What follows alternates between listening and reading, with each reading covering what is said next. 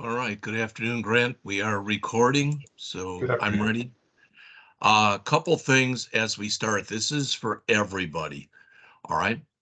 The way that Rankin works is the amount of time that you work and the number of hours you work. That has something to do with how much time you get off, all right? Well, the reason that I'm telling you that is literally I have a bunch of time off for 2023. But I still have 84 hours, which is more than 2 weeks from 2022.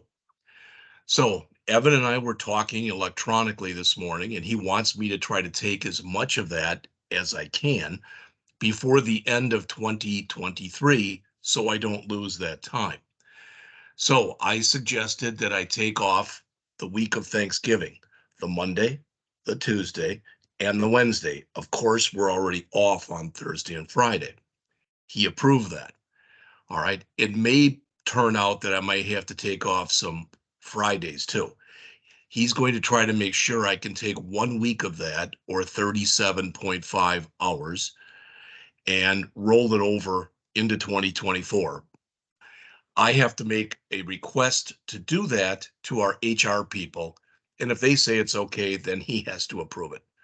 The only reason I'm telling you that is, again, my plan is today and hopefully by the end of Monday, but otherwise, if we have to, we'll go into Tuesday. We're going to do this trip log program. Then for the rest of next week, we're going to do that bookstore program that's in chapter 13 in the text. All right. Then the week after that, which is, I believe, like the week of the 30th. All right. See once. Yeah, the week of the 30th, we're going to start on a class project. Now, I have to write something up this weekend to tell you what I'm going to expect from you as we start that project up. But what I told Evan was, he came back and he said, I have no problem, if you taking off that week, but what are you going to have your classes do? And I said, well, one thing for your class is, I said, if we can start this project, then that'll give you the whole week to work on it. All right. And I've already got something planned for my morning class. So that was the first thing I wanted to tell you. All right. Then going along with that, there's one other thing here I want to mention. Now, you may or may not know this person. So let me bring this up. We've got a guy here who serves as our financial aid coordinator. His name is Craig Hood. All right. I don't have any idea. There's 4 of the 6 of you are scheduled to graduate, to my knowledge. All right. And I could be wrong. I mean, it might be less than that because if you don't have all of your gen eds done, but I'm going to assume you do. So 4 of the 6 of you in this class will be eligible.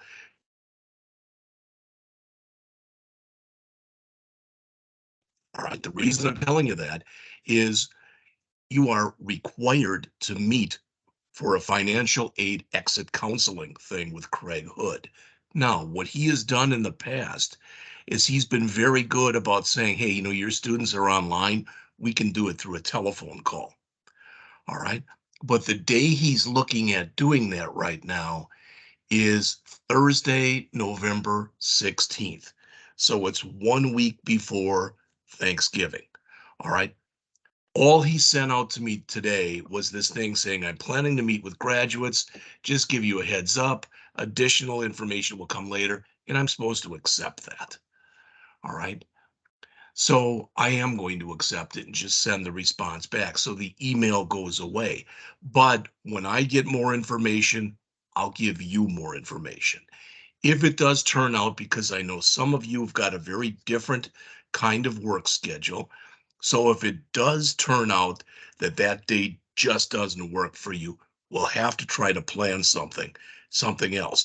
But I'm bringing it up now because I want to give you as much heads up as I possibly can. I believe that even if you haven't done any kind of financial aid through here, you still must meet with him. And again, it's not my business to say, hey, Grant, have you done any financial aid through Rankin? Hey, Rebecca, that kind of thing. I'm not going to do that because it's none of my business.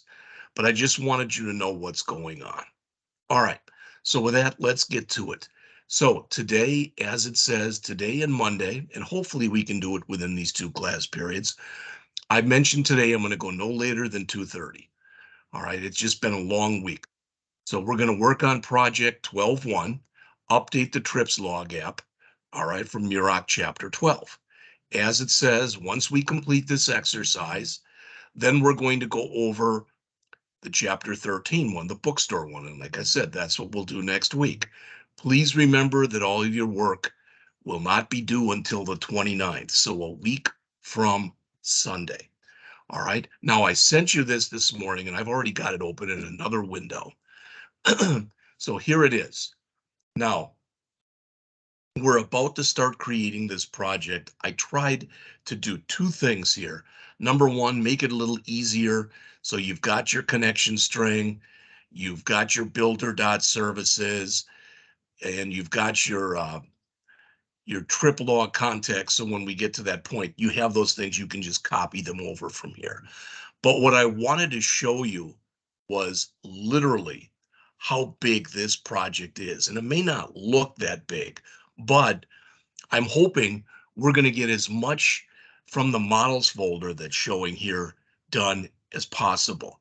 So everything that you see here that's got a double underline, all right, those are folders.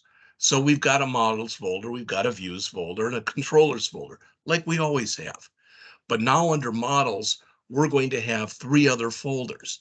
We're going to have a domain models folder, which is going to hold all of our classes, which will ideally become our tables in the database. We have a view models folder to hold our view models.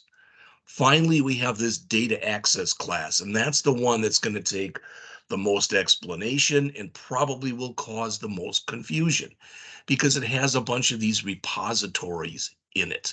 So we're going to look at all of that stuff. Also in that data access class are our two config files. There will be a trip activity config and there will be a trip config. All right. Again, just so you know all that stuff. All right. And then under our controllers, we will have three controllers. A home controller, which will have one associated view, just an index view.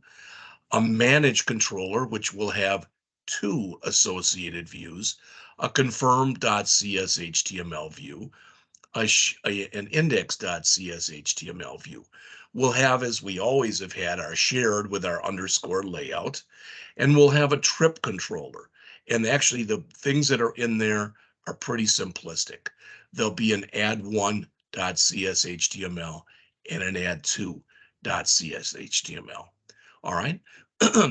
So I'm just going to start, and the way I'm going to start this is by very quickly, one more time, looking at this. All right.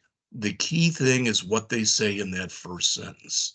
We are updating the trips log app that we did back in chapter 8 so that it uses multiple related entries and not just a single trip entity.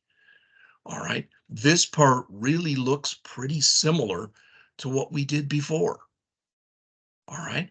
This looks pretty similar to what we did before. All right. Except what you'll notice now on here is not only do we have a destination, but we have a manage destinations link in here. Not only do we have accommodations, but we have a manage accommodations link here. And that comes out to, all right, this is our activities page, and we had one of those before, but this is our manage page. And we'll be able to manage, as it says there, both our destinations, all right, and going along with that, our accommodations, and going along with that, our activities. All right, and you notice from here, hopefully you notice, we'll be able to add things and we'll be able to delete things. All right, so, and I mentioned this yesterday, I'm not going to sit and read anything to you. All right, but it's, again, we're going to have a destination entity, we're going to have an accommodation entity, we're going to have an activity entity. Okay, we're going to have all this stuff. All right, that's fine. And we're going to use entity framework like we always have. And the database will now be called trip log 2. We probably already have a trip log. All right, unless you got rid of it, we probably do. Now, one thing about this database too, all right, initially it has no seed data in it. We could add some if we wanted to, but we're not going to do that. We're just going to leave it, for lack of better words, basically leave it empty. And where it says encapsulate your EF core code in its own data layer, that's again why in our model, we're breaking this up into different folders. All right. So that's it. I mean, it's not like we've got a boatload of stuff here as far as our specifications. All right. That's it right there. All right. So we're going to start this the way that we typically do. And that is I'm going to create a new folder here. And I'm going to call it trip log 2 because it is our second one. And then I'm going to start up Visual Studio.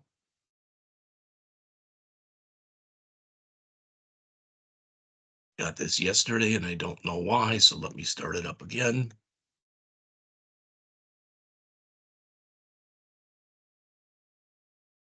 All right. As always, ASP.NET Core Web App Model View Controller. And I'm going to just, again, I'm going to call this trip log 2.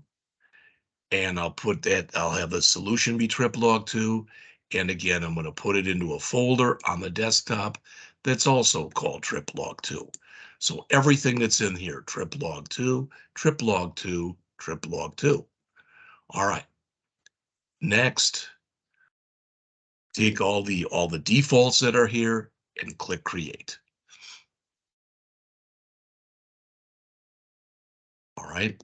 You know what that brings us already. There's nothing new here.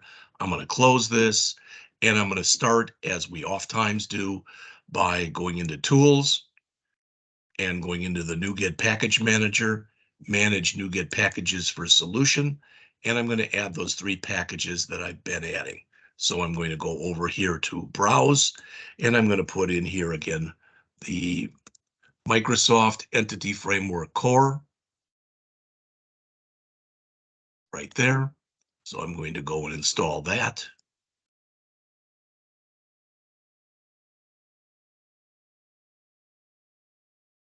Next, I'm going to browse and install from the core.tools. So there's that one.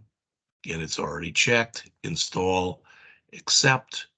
And then finally, I'm going to install, get rid of the tools here and put in SQL Server. All right, and there's that.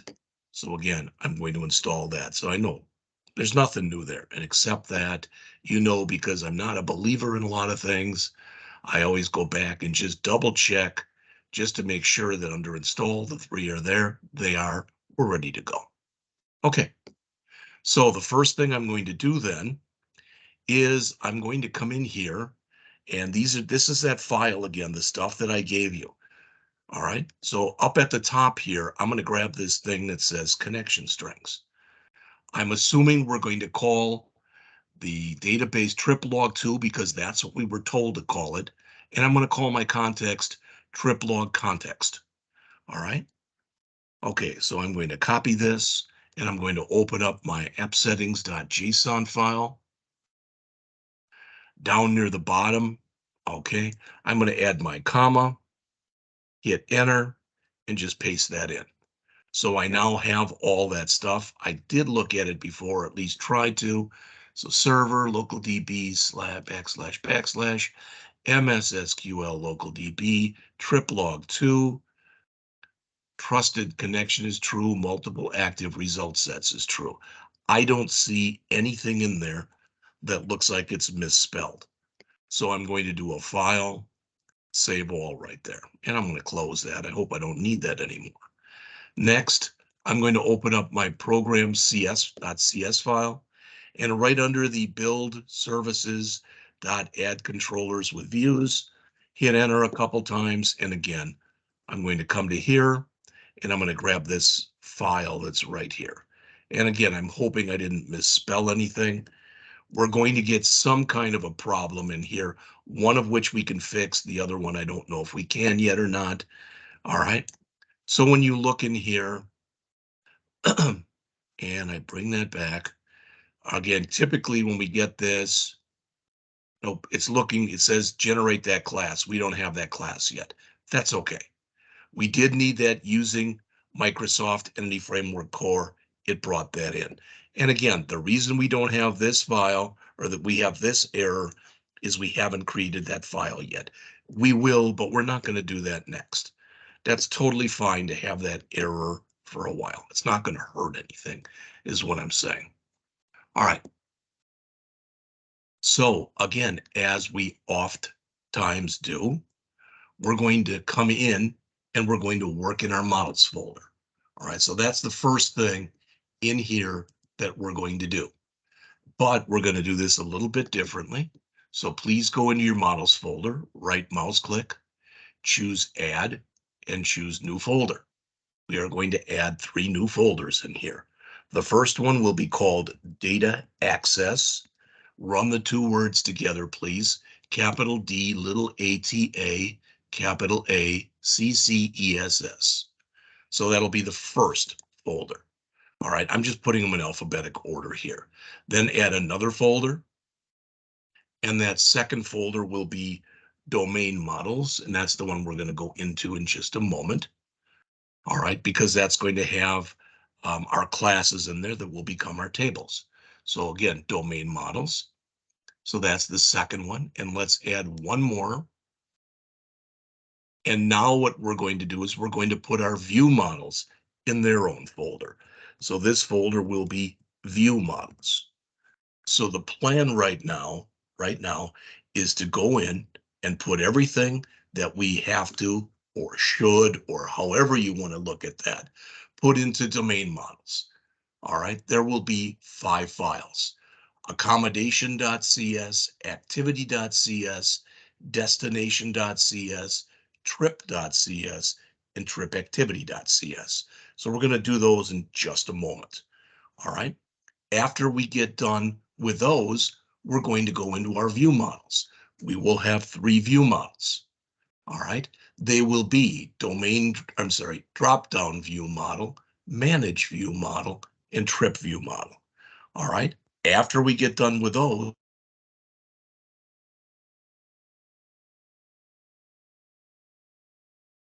access.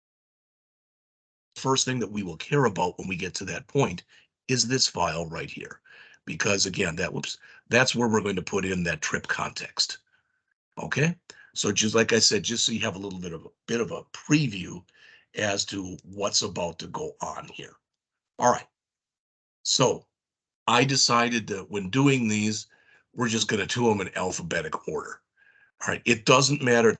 Like yesterday, when we started to go over the bookstore example, there are going to be there are going to be classes here that are going to depend on other classes that we don't have yet. All right. But it'll work its way out as we add those other classes. So I'm going to go into my domain models right here. Make sure you click on that folder. I'm going to right mouse click and choose add class. And the first class, like I said, I just decided let's just do them in alphabetic order. So the first class we're going to put in is activity.cs. All right, so there it is. Not a big class at all. And I'm going to maybe comment a little more than I normally do. So I'm going to start with primary key, and that'll be a public int, public int activity ID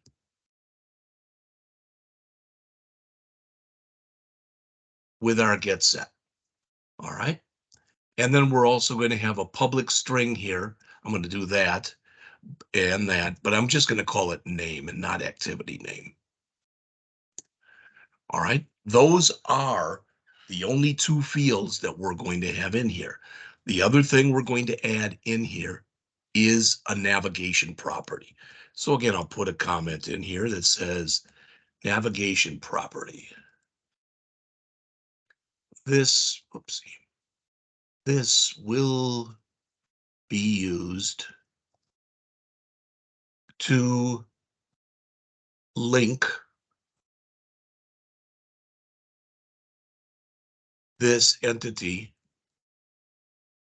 for a many to many relationship with the trip.cs file. All right. So we're going to come in here with a public, and this is where we'll get the error. So public I collection trip activity.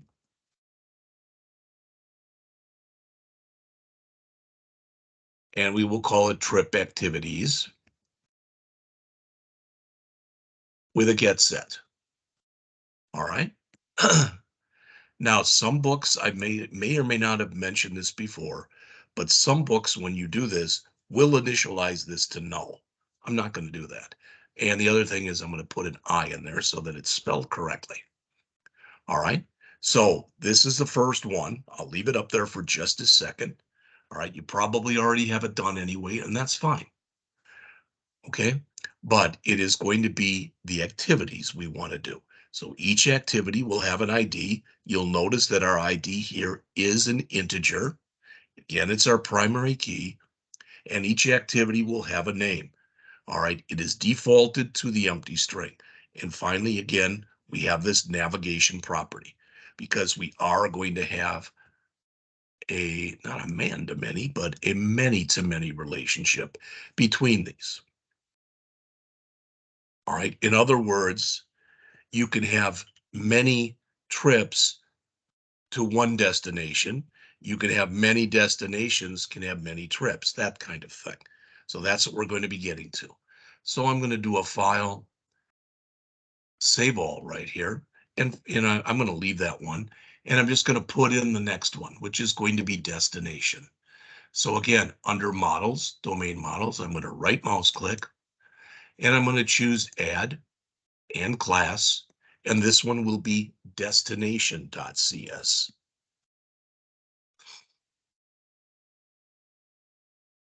All right, there that one is. And it'll be very similar to the last one.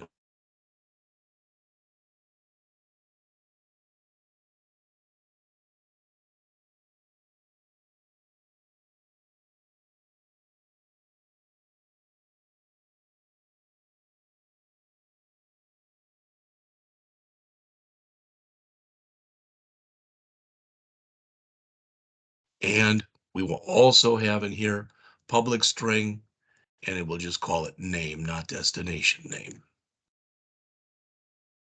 And we'll set that up to, all right, again, to string.empty. All right. We're also going to have another navigation property here. So it'll be another public I collection trip. I'll fix that in a minute. Trips with a get set. And of course, it would not just take trip because we haven't created that one yet. All right. And again, we need in here our get set. So that is the second one that we are creating. All right. We'll do trips next, and that will actually be probably at least the most complex one that we're going to do. All right. And I noticed I did skip one if we were going to do them in alphabetical order. So let's do that one next. All right. And somehow I got my order misplaced because we're going to make one that's called accommodation. So I'm going to go to domain models again, right mouse click, choose add, choose class, and it's going to be accommodation.cs. Okay, so that'll be this one. And the accommodation, again, won't be real big, but we'll just do this. All right, so first, again, we'll put in our primary key. So public int accommodation ID with our get set. And each accommodation, you may remember this from chapter 8, you may not, but it's going to have 3 strings: a name, a phone number, and an email address. So I'll put all this in. I'm just going to do it like this, and I'll change the names in a minute.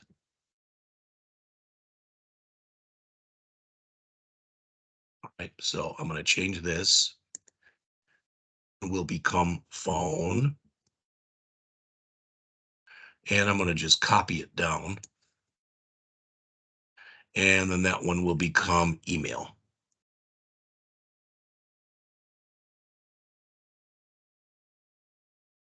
And as we've done previously, I'm going to have a navigation property in here.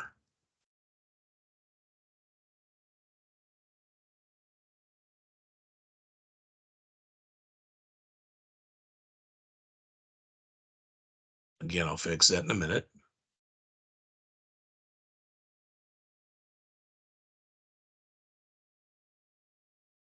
Okay, so that's the accommodations. As I said, each accommodation will have its own ID, will have its own name, will have its own phone number, and will have its own email. And because basically just about everything that's in here is connected to just about everything that's in here, all right, we have a navigation property. All right, so far we have come in and in our domain models folder, we have added an accommodation, an activity, and a destination. We've got 2 more to add. The next one is going to be the trip. So I'm going to come back in here and right mouse click again, add a class, and it will be trip.cs. This one is a little bit more extensive, expansive, however you want to refer to it, because each trip, all right, will have an ID, but we're going to bring in the destination stuff. Each trip will also have a start date. Each trip will have an end date. Then we'll bring in the accommodation stuff. So hopefully when you look on here right now, where we have a bunch of it, well, not a bunch, but a couple errors, these are going to be resolved in just a couple minutes. And then we'll only have 3 nullables, it looks like, and we'll look at those before we go on. All right, so in here, we will start this with a public int trip ID with our get set. So again, that will be our our primary key.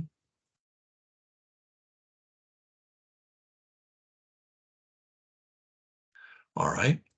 And then we'll have our destination. All right. Now there'll be multiple destinations.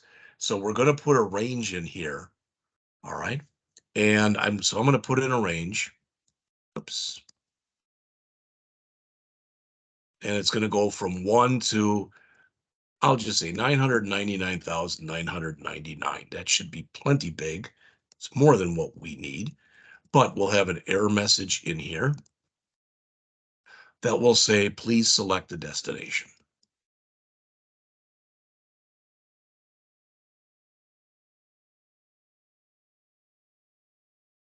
All right. All right. So public int, this is going to be a foreign key. I'll put a comment in, but I'll put it in off to the side. So public int destination ID, again with a get set, and I'll just put a comment right here that says foreign key. All right. Then we'll have a navigation property because we'll need information from there. So destination with a get set. And as you notice right here, when we do these, we always get this. We want that to go away. This is the time we can put a question mark in there. All right, I'll put it in there just because I'm going to try to minimize the number of warnings that we get. All right, now we want to basically do the same thing. All right, and that's going to be, in fact, we won't do that next. We'll do the accommodation last. let's put in our start date and our end date.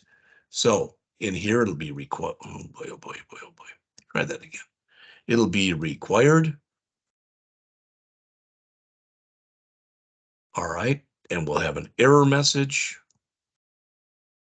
that says, please enter the trip start date.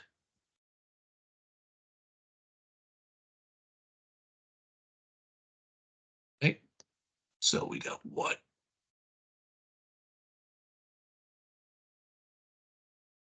I forgot. Nope, I didn't forget the paren required. There's no comma there. I think that's where the error is. There we go. All right.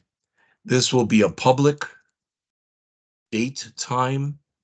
And one thing about date times, all right, they almost always have a question mark associated with them.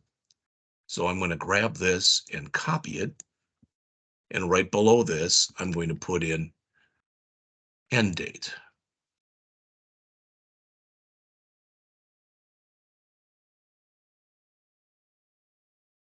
All right. And then finally, well, we actually got two more things to add.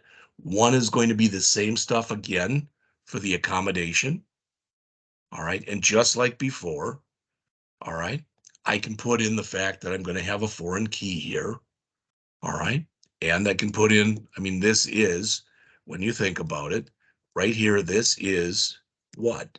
This is a navigation property. All right. So I'm going to put the same kind of stuff down here. So a public int accommodation ID with a get set. And like I just said, that's going to end up being a foreign key. This one we are setting up as possibly being nullable. All right. And we're going to have our navigation property. So public accommodation with a get set. No, I don't want to initialize that, but but I am just going to say right here, let me get rid of that. That again will be our navigation property.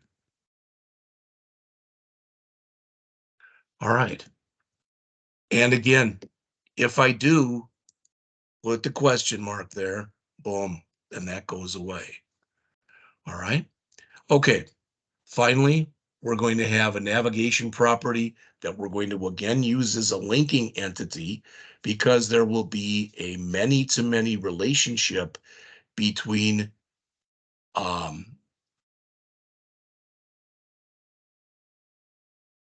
activities and trips, basically. All right. And I should say between trip and trip activities. That's a better way of putting it. Or account, whatever. You're going to see it right now. So navigation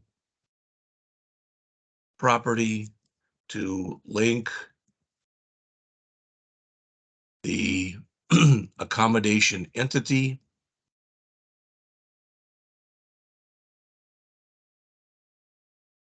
or a many relationship with the activity entity. And we're going to have, because there's one more entity we're going to create in a minute, and it's going to be called trip activity, which again, hopefully is going to bring all this together. So in here, we've got another public iCollection. We'll get an error because this is supposed to say trip activity, which we have not created yet. All right. And again, it will be trip activities with a get set. So let me move this down a little bit so you can see all of it in case you need to or anybody watching needs to. All right, so that was it from the top. We had our ID. We were bringing in or linking to our destination by bringing in the destination ID as a foreign key and the actual destination itself as a navigation property. Then we a start date followed by an end date. All right, then just like we brought in the other one, we're now bringing in here. All right, we also brought in the accommodation ID as another foreign key and the accommodation as another navigation property. Finally, we added this iCollection. All right. So the only thing that's left in here is trip activity, which thank goodness is short. So let's do that one next. So under domain models, I'm going to go in and add another class, and that class will be called trip activity, capital T, little RIP, capital A, little ACTIVITY dot CS. So here will be our trip activity. All right. And hopefully when we get done, all we're going to have left are those 3 nullable warnings. And we'll look at those quickly next. So this is going to be our join table. All right. The reason I'm bringing that up is we are going to write it as a table this time. And we're going to put in here public int trip ID. Oops. No count. I'm sorry. Let's just have this say composite primary key. And all composite means is that there's more than one field. All right, so public int trip ID get set, public int activity ID with a get set. Now, you might say, well, wait a minute, I don't get this. Why did we do this? Why are we putting this in now when we didn't last time? Last time, what we did was we used the data and we built this basically via the data. We don't have any data now. So if we didn't do this, it basically wouldn't exist. All right. So we've got a composite primary key. So in other words, both this is a primary key, and so is this. It's composite, meaning they both, now when I say they both have to be unique, what that means is each combination of trip ID and activity ID must be unique. So if we imagine for a second that one trip is going to have 5 activities, we'd have 1, 1, 1, 2, 1, 3, 1, 4, and 1, 5 as an example. All right. Okay. And then we have our navigation properties.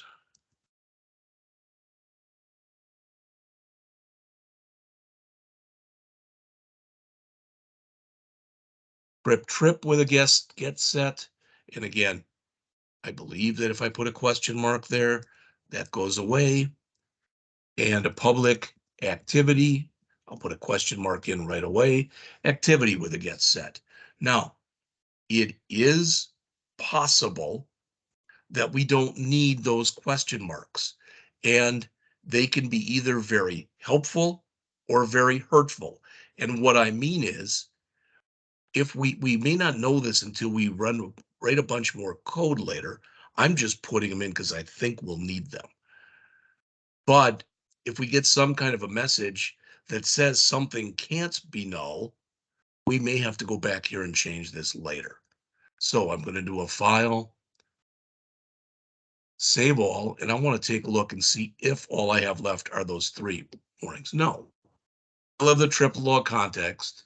We're going to fix that in a minute. All right, so we've got this thing here with trip activities. All right. I don't know how you fix that one. I know I mean, we can try putting the question mark in a bunch of different places here.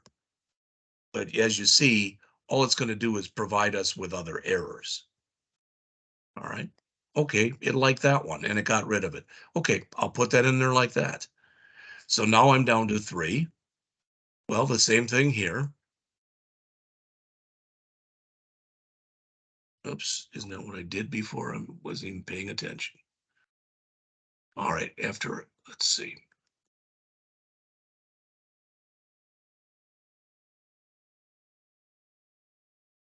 There we go. So now we're down to 2.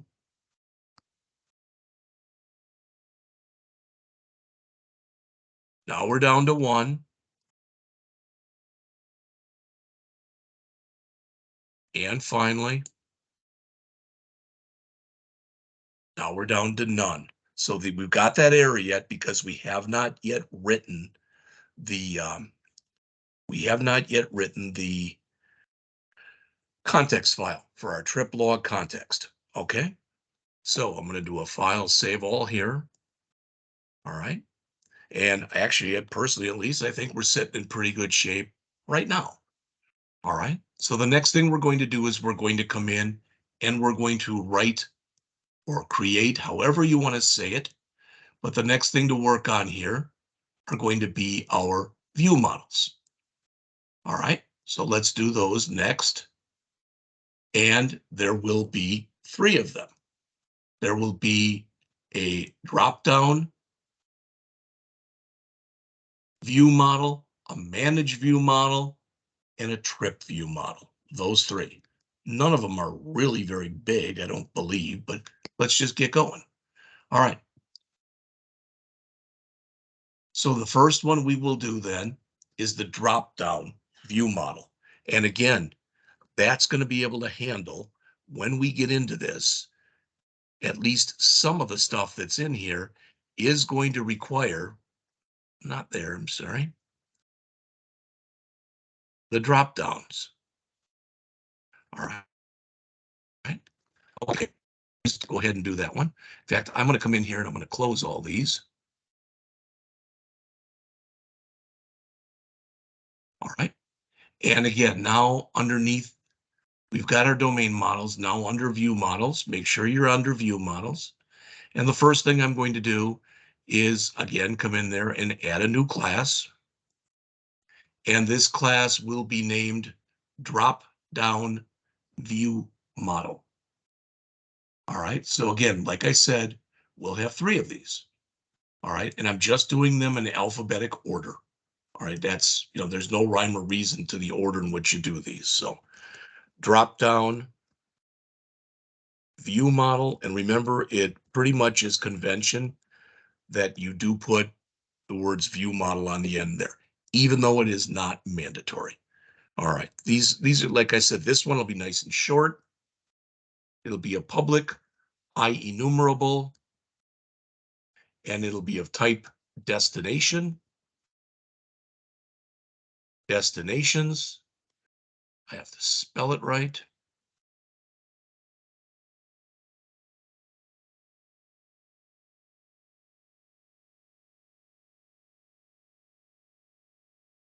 Hit enter here because I goofed that up.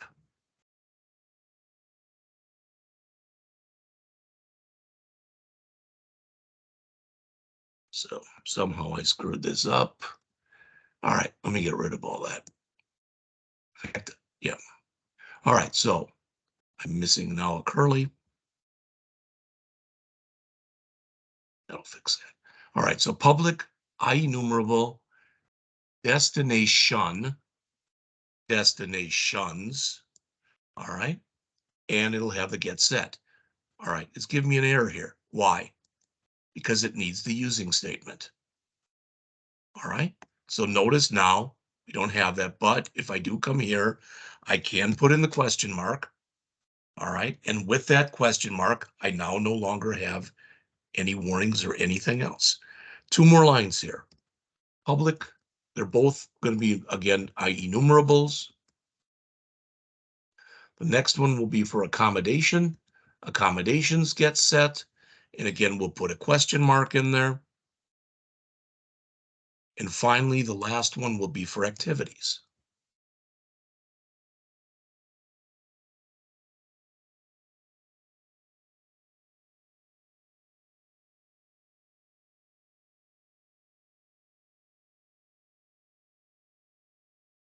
And of course, when you do that, it by default is trying to spell it the wrong way. We want to spell it the right way. All right. And again, we could set these all equal to null. As of right now, I'm not getting any errors. I'm not getting any warnings. So since I'm not getting any errors, and since I'm not getting any warnings, all right, I'm going to leave them the way they are. All right. So let me do a file save all, and it's time to do the next one in here. All right. So again, under view models, we're going to add another class, and it's going to be manage view model.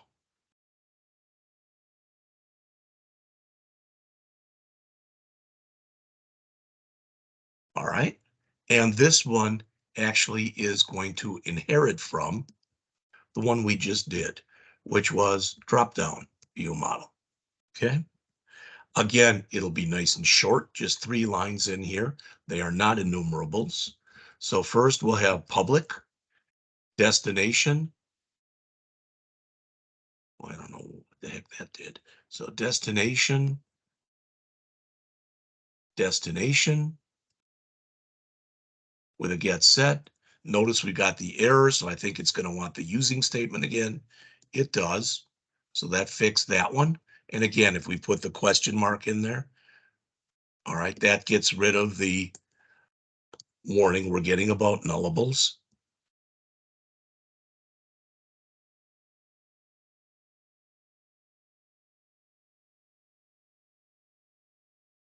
All right, and finally,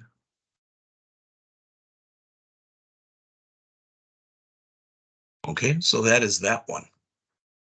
And again, the good news is we only have that one error. All right, now we've written 2 of our 3 view models. Okay, all right, so let's write the last one next.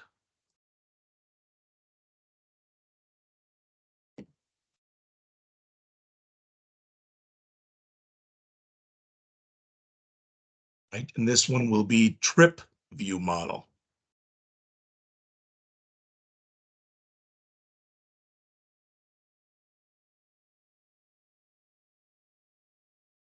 All right, again, it'll be fairly short.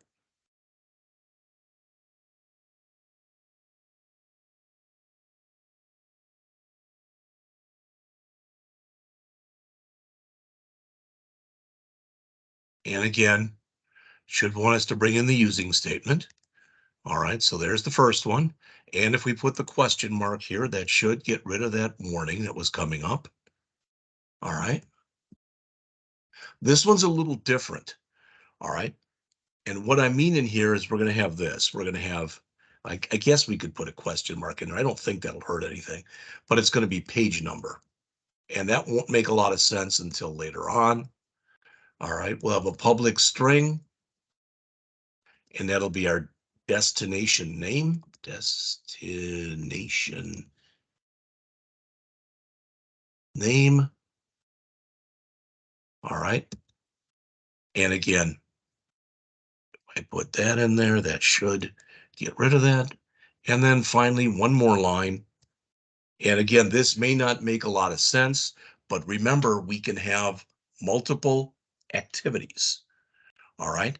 So if we provide multiple activities, so let's say, for example, if you go to, I don't know, I'm trying to think of a good example, but let's say if you go to Las Vegas, all right, and you've got what they give you there as far as what you can do, for lack of better words, all right, is they give you a bunch of things. You can go to this casino, you can go to this hotel, you can go here, you can go there, etc.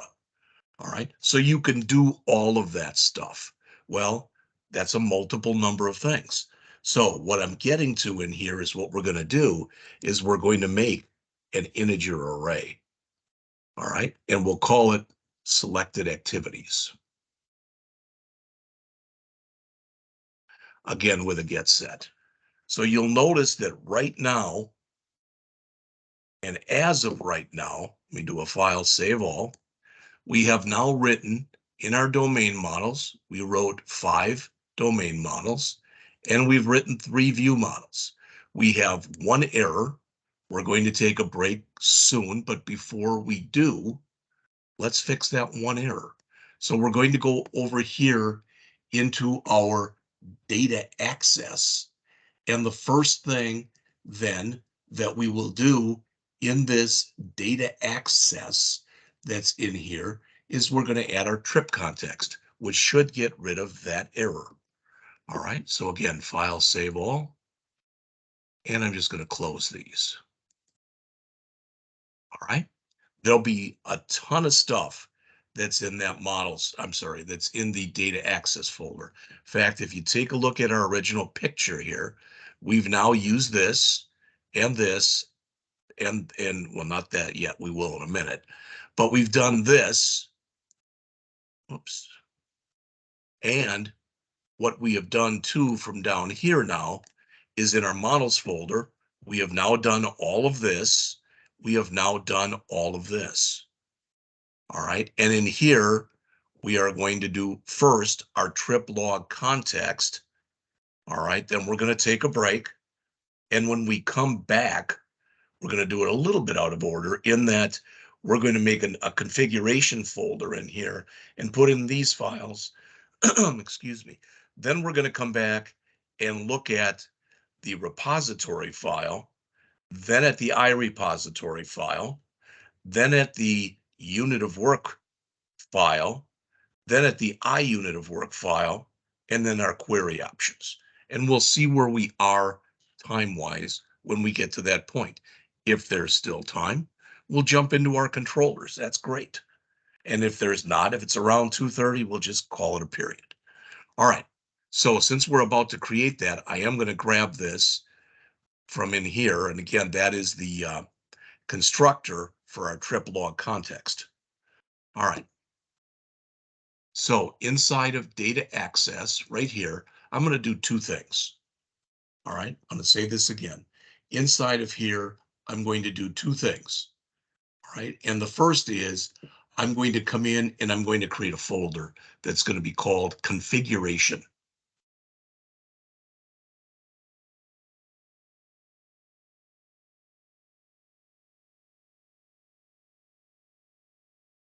So that's the first thing. Now, I want to create my context file. I do not want that to be under the configuration. No, we'll make two files in there when we come back. But I want to make sure I'm back under my data access here. And now I'm going to come in here and I'm going to add a class. And that class will be trip context.cs. All right. So let's add that. And like I said, it should be pretty close to break time after that. You already know this, but the first thing we always want to do in our context file is put in the using Microsoft.Entity Framework Core. Then the second thing we want to do is what I forgot to do yesterday, which is to inherit from DB context. All right. Now we can come in and we can add that. Now I'm looking here and it doesn't like some stuff. Well, let's see if we can figure out what it is. All right, I've got public trip log. Okay. When I put this in, I was going to call it trip log, and I guess did we call it trip log context? I'm going to check. It is trip log context. What does that mean? That means I misnamed this file right here. It should be called trip log context. Again, the easiest way to fix that is to click on it, right mouse click, choose rename, and change it to trip log context. Make sure that everything is checked and hit enter. And that changed it in here, and it even changed its name here. All right, so that's good. I like to move this over. You don't have to, it doesn't matter at all. But we're going to put in a few lines in here, about 10 lines or so, then we'll take a break. All right, first, we want to put in our DB sets. And there'll be 4 of them. The only one that we're not going to put in here, we're going to have, we'll do them in alphabetical order again. So we'll do accommodation, activity, destination, and trip. All right. And the trip activity thing, we're going to worry about that and we're going to configure that in one of our configure files. All right. So public DB set, trip, trips. Well, you can see already it's complaining. So what? So means it probably wants some kind of a using statement in here. And there it is. All right. It's not right now giving me any warnings. So I'm going to leave that just like this.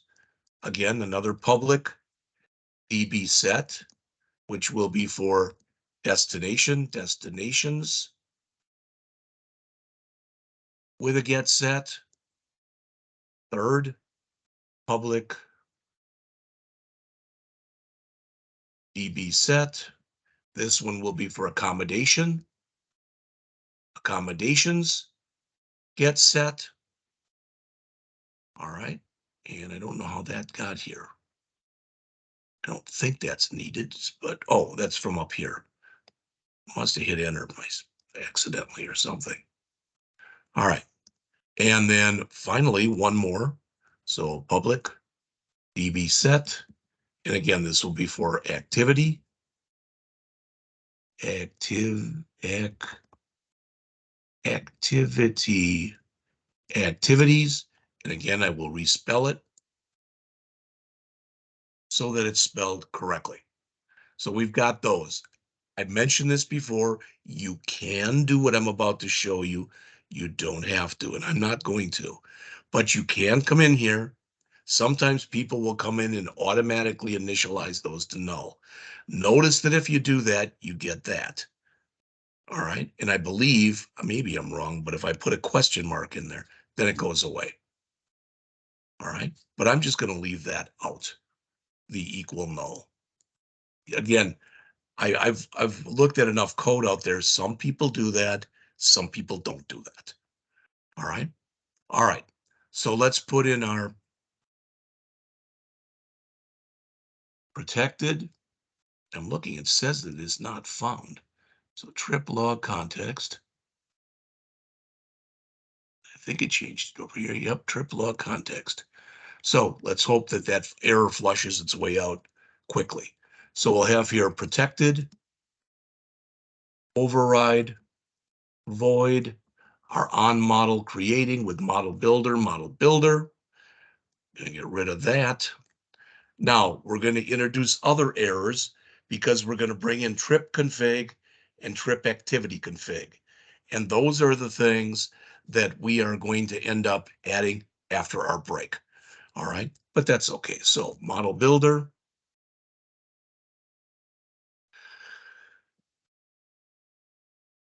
Dot apply configuration. New trip config. And model builder. Dot apply configuration. New trip activity config.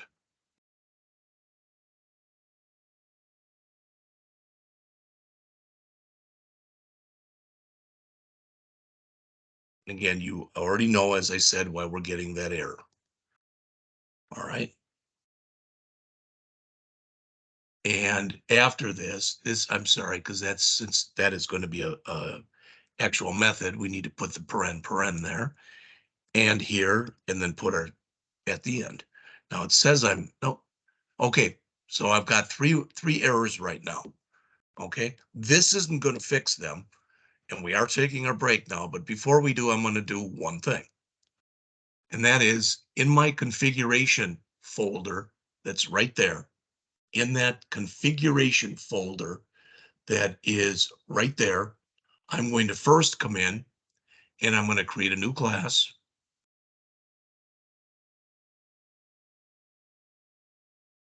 And I'm going to add a class, these two that are right here. So first I'm going to add trip config.cs. All right, there that is.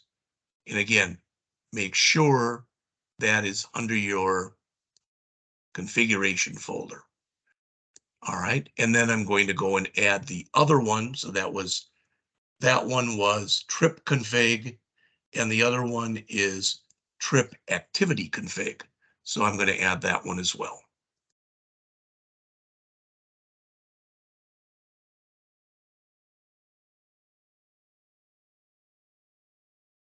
Now, I still have those errors. I'm not worried about that. All right, those two errors, because it's waiting for us to put some stuff in here. I don't like the fact that I'm still getting an error here. So it says the type or namespace trip log context could not be found. Are you missing a directive or assembly reference? Which means, all right, this trip log context, I'm going to go back to here, and it was trip log context. I'm just double checking my stuff. All right. And then back here in our program, yep, trip log context. And I think now I'll have a using. There it is. All right, so that one is gone. So the only two errors I currently have are because I have these two configuration files. And with those two configuration files, there's no code in them yet. So we will come back from the break. And when we come back, we will first write our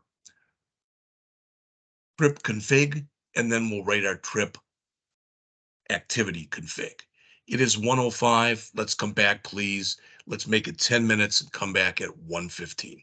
I'll see you then.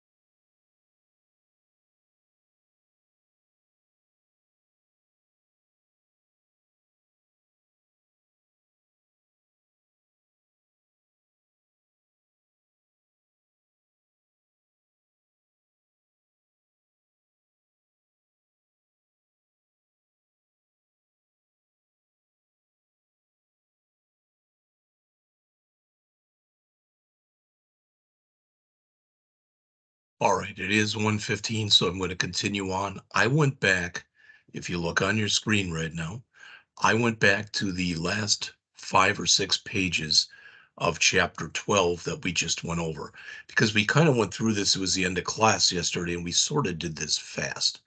So I want to go over the stuff again, and it may not totally make sense, but this is the stuff that we're going to end up adding in this section in just a moment. All right. So it says so far the EF core code has been a bunch of action methods of the controllers. And remember, we said this yesterday.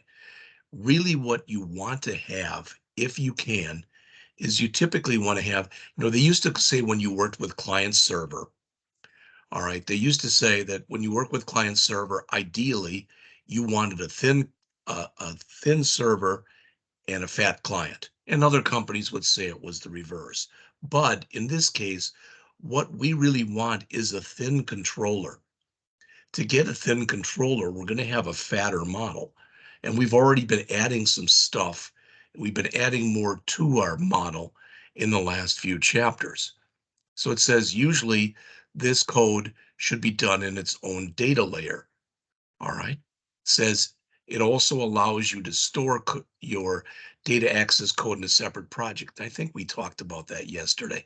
Plus, it allows you to work with other platforms and other frameworks, etc. Well, so why are you going over this, Jeff? Because we are asked in our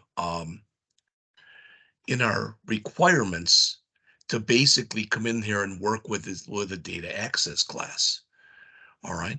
So as it says in here, the first example shows the code for creating a simple data access class. So if we look in there, this is the kind of stuff that we're going to be adding, and that's what I'm telling you. All right. It won't look exactly like this. All right. But again, we are beginning to pull the code out of our controller and put it into our model. I'll just leave it at that. Now, this generic query options class, which we really didn't talk about much at all yesterday. That's this right here. First thing that's in there that may or may not confuse you is this T. All right. And all T means is it's going to be a data type. But you're trying to write a generic type of function that will be able to handle different data types. And in our case, these data types can also be object types. So we would be able to use query options to handle both a destination and an accommodation and an activity, etc., that kind of thing. So that's what we're talking about in here. So when you look at this, again, it says,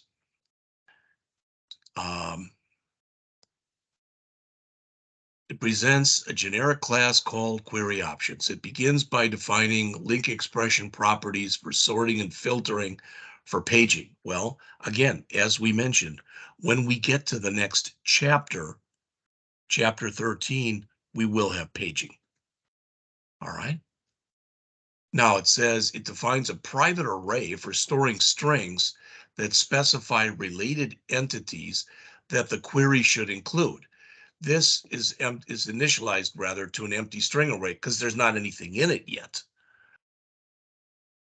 The includes property is write only, meaning you can write to it, but you cannot read from it. All right. And it gets confusing because it says it accepts a comma separated string. It removes any spaces. It splits the string at the commas. And when it does that, it stores the results in an array. So I believe that what they're talking about here is like, for example, if we had activities and we had a whole bunch of them, that we could put them in one activity, comma, another activity, comma, and it's going to end up taking that and basically putting it into its own array. All right. It says it also has a get includes method that is going to return the value of a private field. All right. Finally, as they say here, the query options class defines 3 read-only Boolean properties. These indicate whether we're going to, have values, as it says, the filtering, the sorting, or the paging, whether they have values or not. Do I expect that to make a lot of sense? No. But again, I'm trying to be complete here. And what we're going to do, what we'll do right after we do uh, the trip config and the trip activity config is we're going to write a query option. And what you're going to see when you take a look in here is it's going to look pretty simple, similar to this. All right. And it's going to allow us basically to do querying on different types of objects and will let us specify, as it says, whether or not we want to do any sorting with the order by, any filtering with the where, and any pagination. All right. So we're going to be looking at this stuff right now, or not right now, but literally in just a matter of moments. The other thing I wanted to mention, and this is one thing I think I'm guilty of, probably more than Evan is, I don't know, or Doug, but what we're going to do with this trip config and with the trip activity config is we're going to change their modifier type. Virtually everything that we've been doing, starting at the beginning of the semester, was public. Then we got to the point where we would bring a context in to a public class, but we would bring the context in and make that private. In addition, in our context file, all right, in the actual trip context or whatever context.cs file, we had model creating, which was protected. All right. Now, when we do this one, we're going to have internal. So when you look at the description there, it says the type or member can be accessed by any code that's in the same assembly, but not from another assembly. In other words, internal types or members can be accessed with code that's part of the same compilation. Well, I believe that the way this, and I don't know enough hardware stuff. And to me, this is broaching the hardware thing in here. But when we come in here and we eventually get this whole thing done, and we are coming in and we are compiling it, I don't think it's going to compile it as one unit. I think it compiles it as some separate units. All right. And again, the reason I'm telling you that is in here, the first thing we're going to do is we're going to change this from public to internal. So it'll be internal class config, and our configuration class that we're about to use, it is going to actually come in and it's going to inherit from entity type configuration, entity type configuration. And when you give it that, you have to let it know, you know, type configuration of what. All right. Well, come on, don't do that. And we want to put in here, oh boy, what we want to put in here at the end of this, all right, is trip. Now, you'll notice that as soon as we did that, as always, we're getting an error message, which means, again, we have a using that is expecting us to put in. All right. So we put in trip log, in our domain models, but that's not enough. All right. Well, we'll come back to it in just a second, but we're going to start putting in our code now. All right. And I think it'll be added for us, but if it's not, we'll fix it. So we're going to have our constructor here. So public, and it's not really, this isn't a constructor. It's public void configure.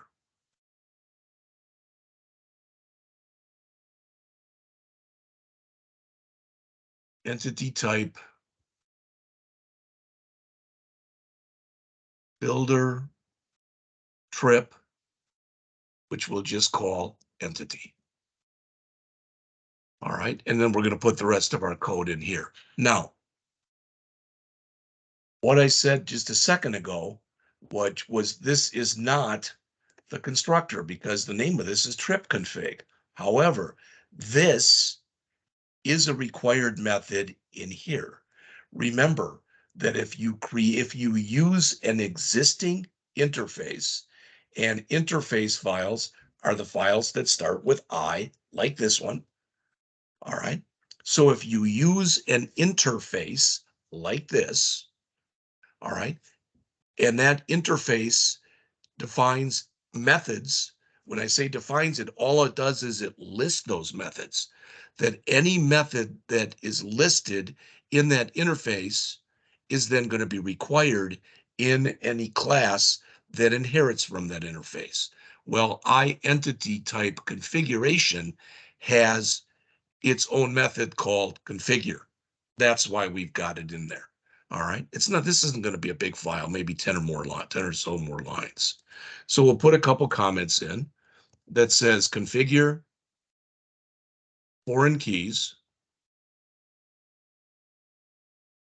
So, or to not use cascading delete. Now you might remember that from yesterday. You might not. What this is saying in English, what this is saying is, or what it's going to say is, if we delete a destination, all right, and that destination has anything associated with it, all right, don't delete the destination while it has children, so to speak. And the same thing for trips. So we're going to put that in first. So entity dot has one.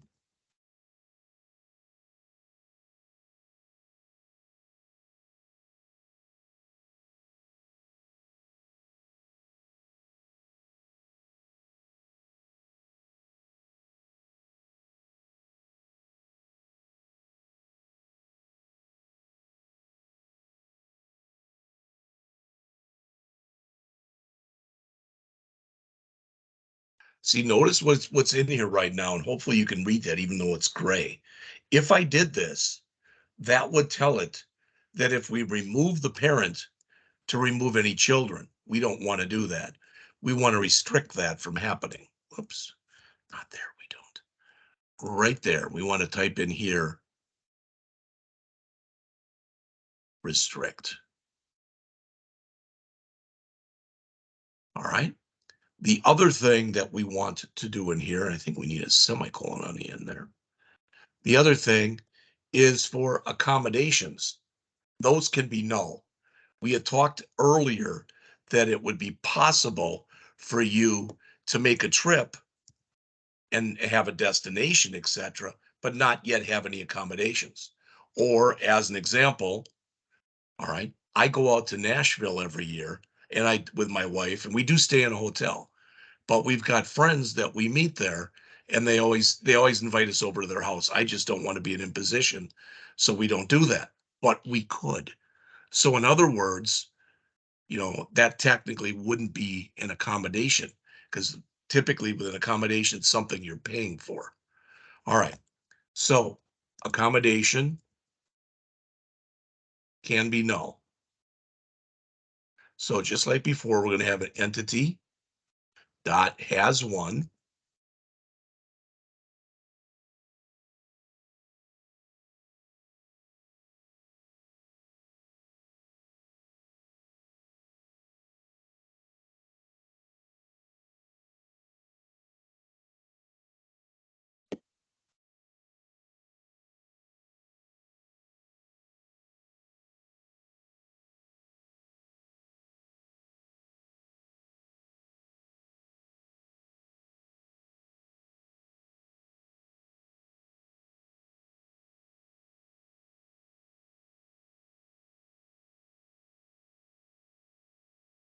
Okay?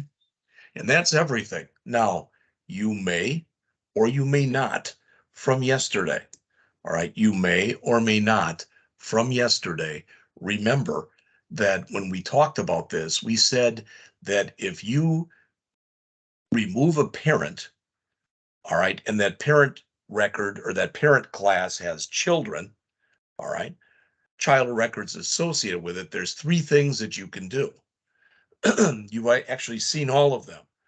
All right. The first one, the one that's up here, is restrict, which means that if I remove the parents, all right, and it has children, then rather than actually doing a removal, throw an exception. It says, hey, you can't do that.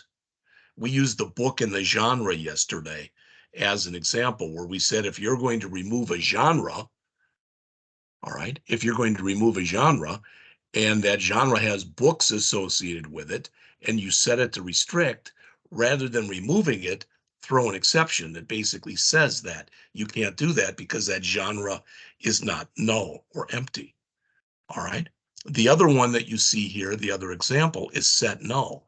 And in that case, if you remove a parent, all right, so like again with that book example, if we removed a genre, all right, then the genre ID for every book that was under that genre would now be set to null. All right. And then there's the cascade, which means literally that if you do remove a genre, if you do remove it, you want any children that it has to be removed as well. All right. Now, it is still giving me an error here. It says the type or namespace trip config could not be found.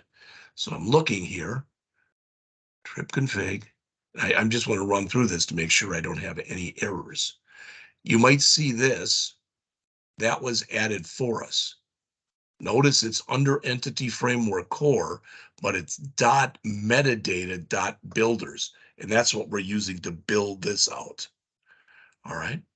So we've got our namespace, internal class trip config, entity configuration of type trip, public void configure, entity type configuration.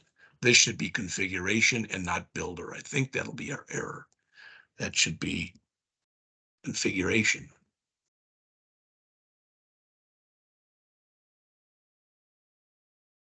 No, I'm wrong.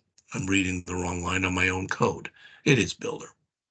Trip entity. All right. And we're coming in here again as one, t dot destination, d dot trips, on delete, restrict, then this one as one, accommodation with many trips, on delete, set null. Now that is everything. I'm trying to figure out now why it is still giving me an error. All right. Well, if you look now, new trip config, those are where the errors are coming from, are in here. And that's okay. But if I come in here, notice what I need, the using. Now I'm still going to have the second error because we haven't built this one yet. But now I'm down to one error. So that necessitated us putting in that using statement right there. All right, I'm down to one error because we're about to build the other one, which is the trip activity config, which will look fairly similar to what we just did. And then this should go away. All right, and we should not have any errors anymore. All right, and we'll go on from there. Excuse me. And we'll do our query operations. Then we'll do our iRepository, then our repository, then our iUnit of work and our unit of work. If we can get all that done in an hour, that is fan-fricking-tastic. All right. Then that would mean that come Monday, we would have to do just this. Now, fortunately, unfortunately, there's not many files, but a few of these, like the controllers, not the home controller, but the manage controller and the trip controller are fairly long. So they'll take a while to do. All right. Okay. So let me do a file save all on here. And let's open up the other one, which again is the trip activity config. All right. And we're going to, like I said, do similar types of things in here. First of all, we're going to make it internal. Second of all, just like before, we're going to have it inherit from entity type configuration. of trip activity. As you can see, that's giving us an error, which again, I believe at least. Now, notice when I do this and I move up, it won't let me, but if I go down to the bottom, I can go to show potential fixes. And it looks like it wants one or more using statements in here. So it says, are you missing an assembly reference? It's going to be that domain models, I believe. Now, when I click, oh, usually I can do it then. Usually when you come down here and you go to here, there you go. There it is. All right. Okay, the other one it's going to put in just a minute. Okay, so just like before, public void configure.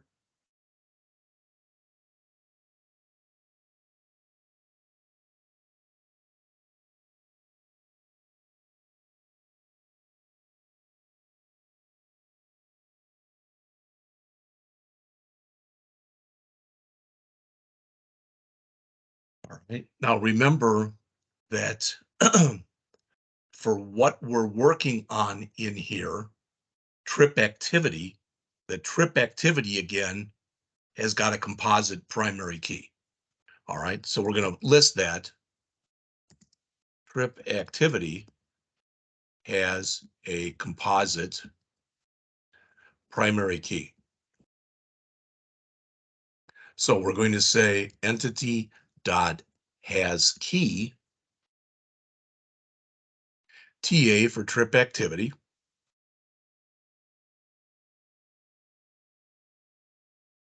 new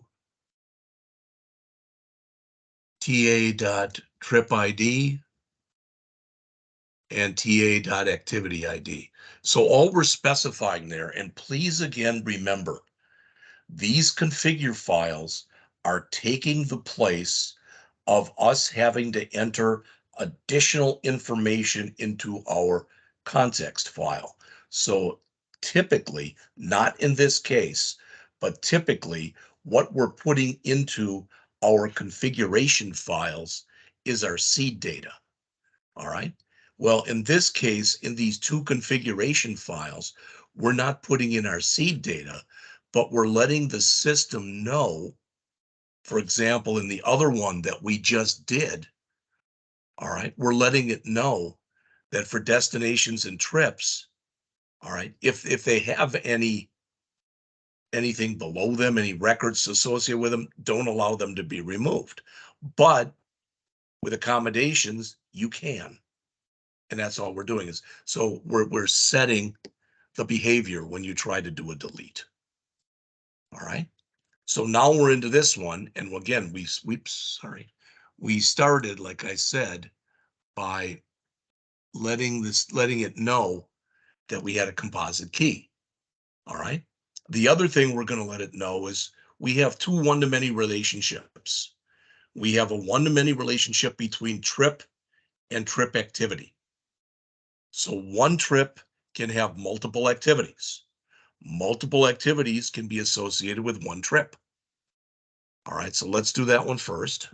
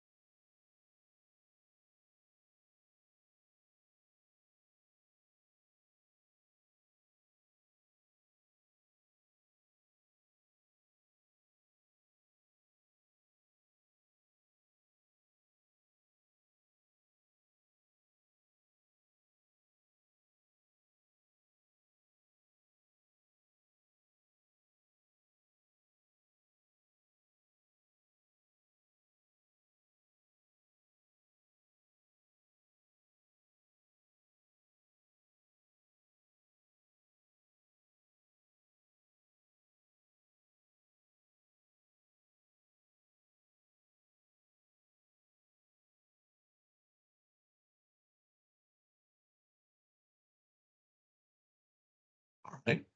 And then we're going to do almost the same thing. So we're going to again show the one-to-many relationship.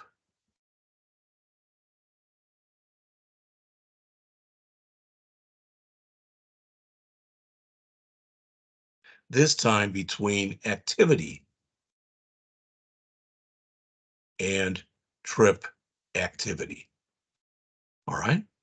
And again, you have to be cognizant of the fact that we're not putting in any seed data here. All right. So we're just establishing relationships.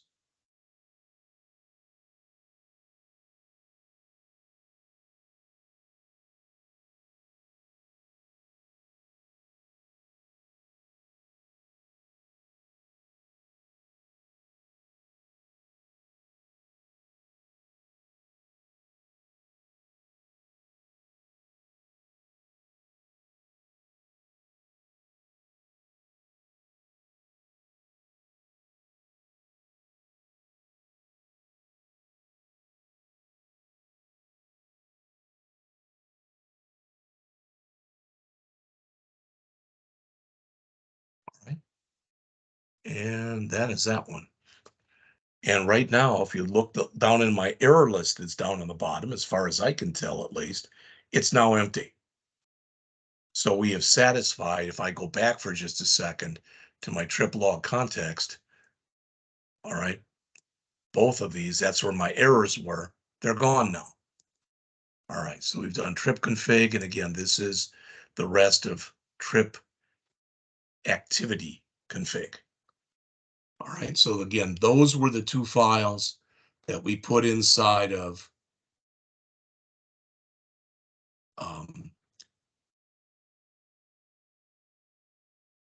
in our configuration folder. Okay, right here. Trip activity config and trip config. Now, right now, the only file that we have directly under data access right now, the only one that we have is our context file, which, as you know, we created earlier. All right. But the next one that we're going to do now, that we're going to put in here, however you want to say it, all right, is we're going to look at this query options. All right. This is a little bit weird. I'll put it in here. It's only about 15 or 20 lines, and I'll go over it, and it may or may not make a lot of sense to you. All right. So I'm going to close everything that's currently open. And under my data access, not under configuration, but under data access right here, I'm going to start by creating a new class called query options right there. So I'm going to right mouse click, choose add class, and again, it will be query options.cs. All right. This one will be a public class called query options. Like I said, we have to type in about 10 lines here.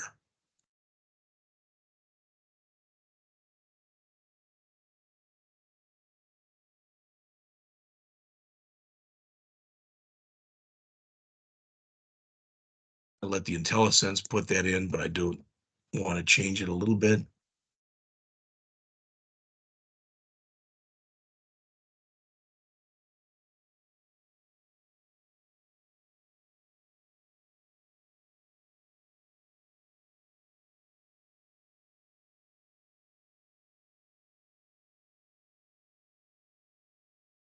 No, that isn't complete. This is T object, not object. Object, T object. Again, don't worry, we'll get these errors all out of here.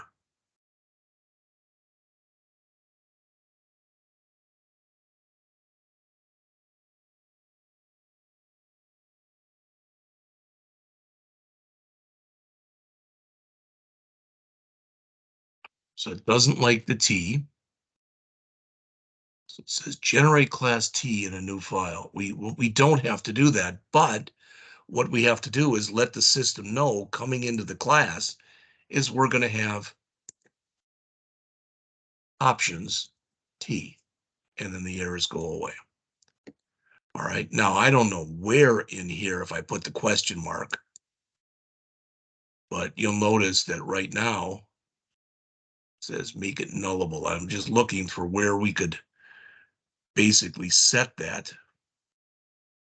And what they're saying is if we want this particular, this thing to go away, all right, what we need to do is after public, we need to put required there. I don't want to do that because I'm not sure we're going to have to. But that does introduce now, that does introduce the two warnings that we didn't have previously. All right, well, I guess that's tough for lack of better words. All right, so we've got using system expressions. I don't know if your link expressions rather, our namespace.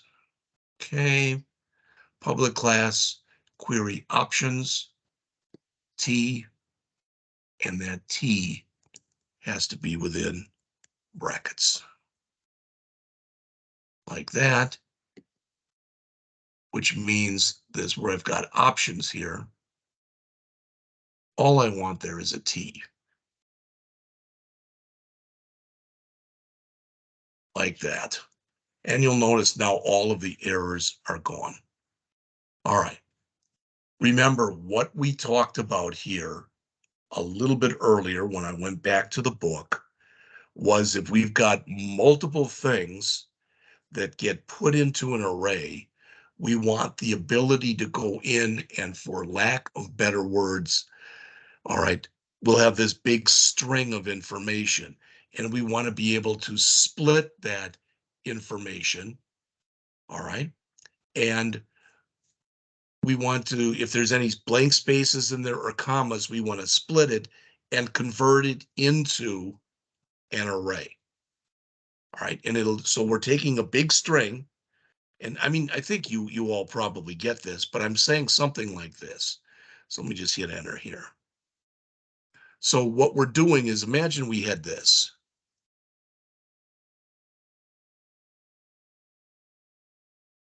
Leave it like that.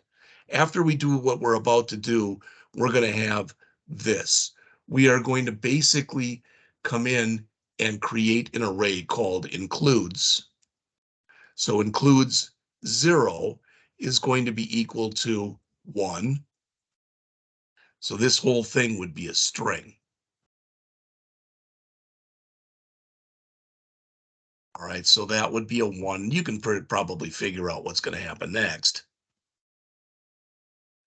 So we have 1, 2, 3, and 4. And those would be equal to TWO, THREE, FOUR, and FIVE.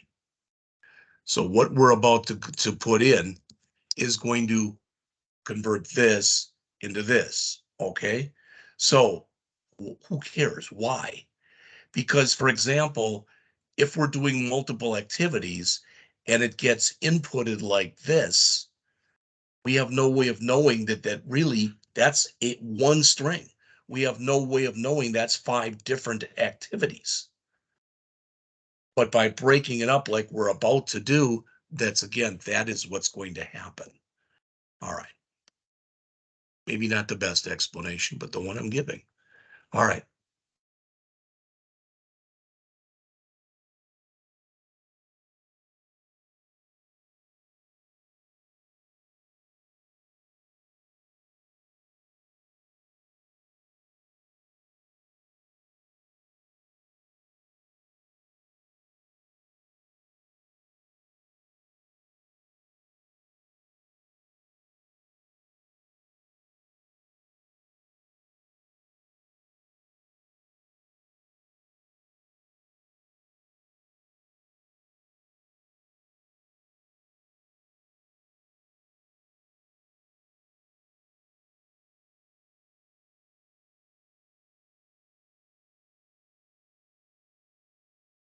And again, I think I can. I don't think it'll hurt to put a question mark there. So again, it's what I just mentioned. If there's any blank spaces in the string, get rid of them and then split it on the comma. So again, with that simple example I just showed you, all right, oops, not there. That's going to go and change this right here. To start with, it'll change it to this.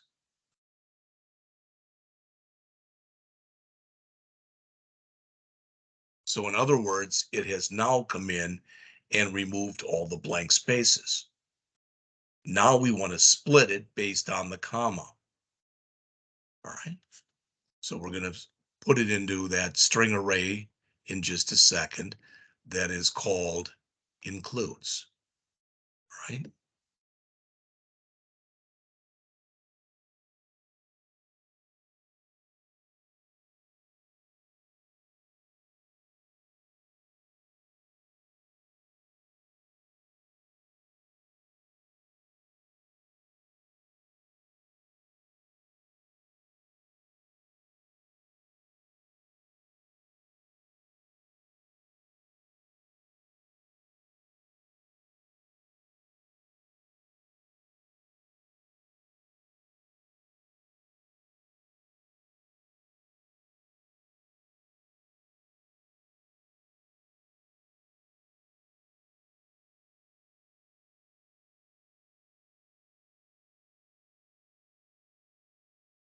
All right. So again, a better explanation probably than the one I'm about to give you is what was in the book where we started to look at that.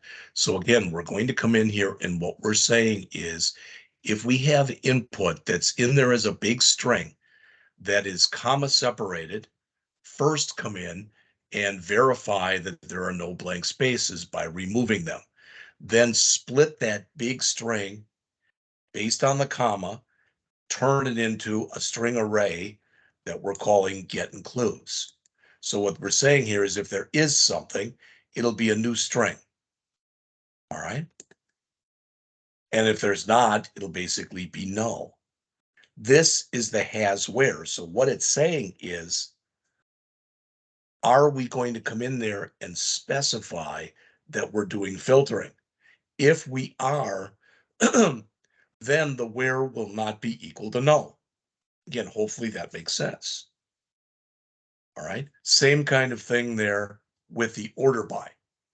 So like I said, not the greatest of explanations, probably, but that is what is in the query options. All right, so that's what we've done so far. I'm looking and I've got two. So it says in here, again, I don't know, would it take a question mark there? Looks like it does. All right. So now I've got, again, I have no errors and I have no warnings. All right. So let me do a file, save all here. And now we've got what I'd like to do between now and 2:30. So we've got about a half an hour is to write the I repository, then the repository, then the I unit of work and the unit of work files. All right. So we'll start with the repository itself, or I should say the I repository. So we're going to do that one next. So file, save all, and I'm going to close this. I'm going to come back and again, I want this right under my directly under data access. So I'm going to right mouse click on data access, add class, and this will be I repository.cs. What this is going to list in here is basically our CRUD operations. So in other words, our insert, our update, and our delete.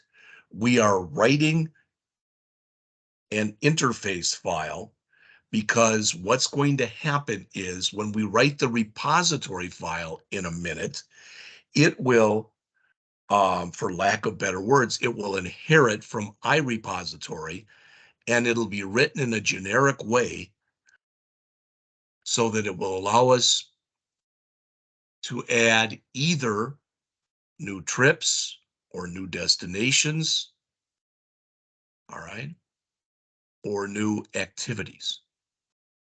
And again, I didn't really go through it, but if we go back to our book again and I go up a page,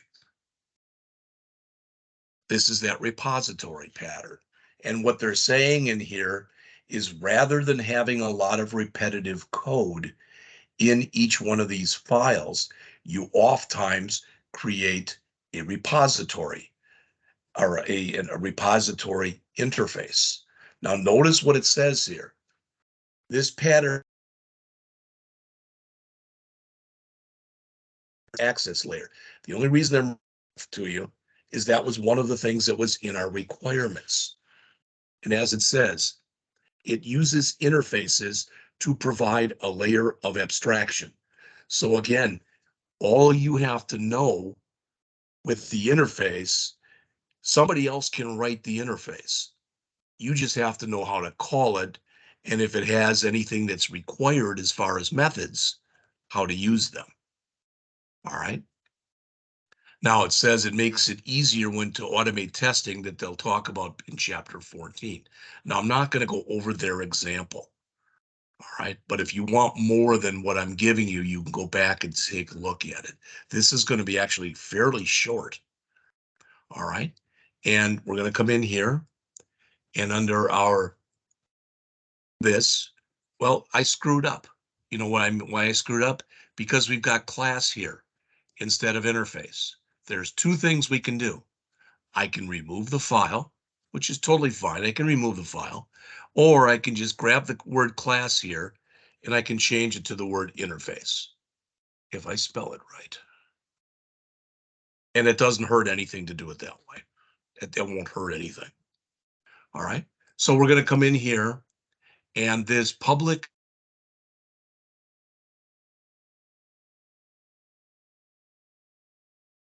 repository, it's something. We don't know what it is. We don't care what it is right now. Now we only have to write about a half dozen or so lines.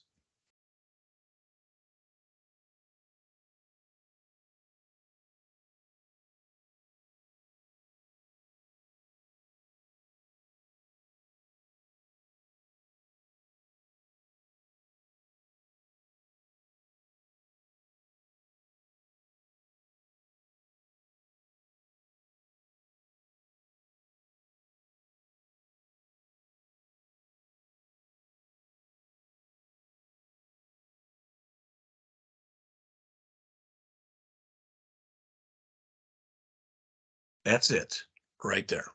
That's everything. Oh, I'm sorry. One more line.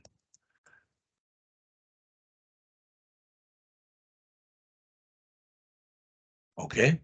So what this is going to allow us basically to do is we're writing something in a generic way that we're going to be able to call in just a moment from our repository that will allow us to perform CRUD operations, and it will allow us to perform CRUD operations on virtually any kind of associated object. All right. So notice that when we do the read, grab it by ID, then we have to check the options. What is that? Remember, that's checking to see whether or not we've got to take whatever information that we've been inputted. If it's in a string, we'll break it up into a string array. And it also has to say, was there ordering specified in the query? And it's going to say, was there any filtering with a where specified in the query? All right. So that is that. Now, unfortunately, these are a little longer. All right. Again, when we do the I unit of work in just a minute, that won't be long either. But unfortunately, both the repository.cs and the unit of work.cs, which we'll do in a couple minutes, they're both about 50 lines. All right. So we've got to hump it a little bit because, like I said, I'd like to get us done right around 2:30. All right. So I've got this. So now, so far, directly under our data access, we have iRepository, query options, and trip log context. So the next one we want to add right under data access is repository.cs. So I'm going to add another class. This is a class. All right. And it's repository.cs. Okay. Now, this one again will require some kind of an object or something. And as it says right there, it's going to be a child of or inherit from iRepository, where T is some kind of class. Now that's a big mouthful, all right, which again may or may not make a whole boatload of sense. Now you'll notice, or maybe you noticed, if I come in here and I try to click, I can't grab it. But if I go down to the bottom, so if I come over here and I go down to the bottom, it says show fixes. And it says you want to implement the interface that's in there. So I could choose that and it would put it in. There is a shortcut that works, but it doesn't work all the time.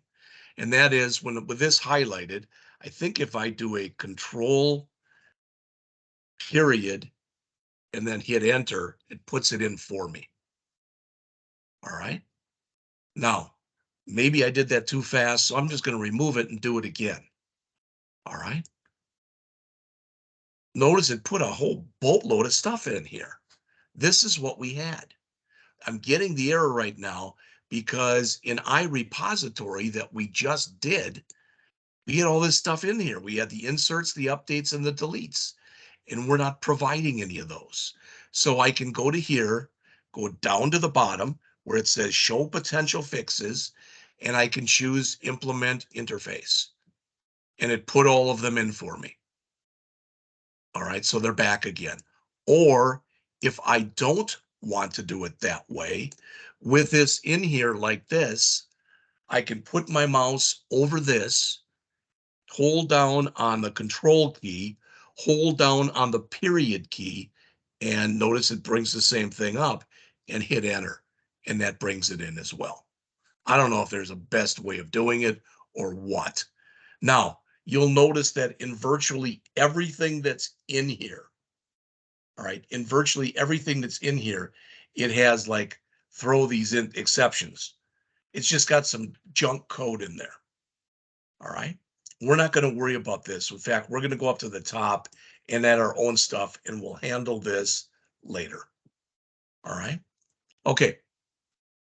So like I said, I'm taking it right from the top here. So let me hit enter a couple times and we'll just start writing some code here. All right.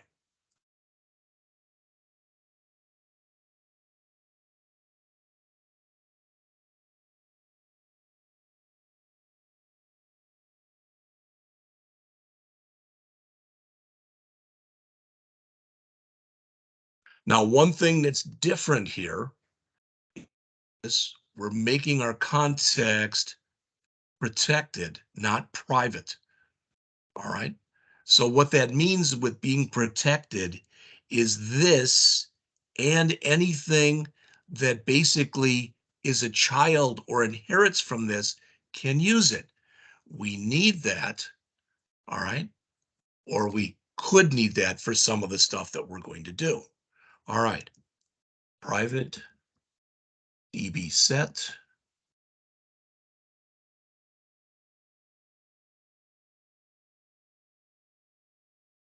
We need a constructor.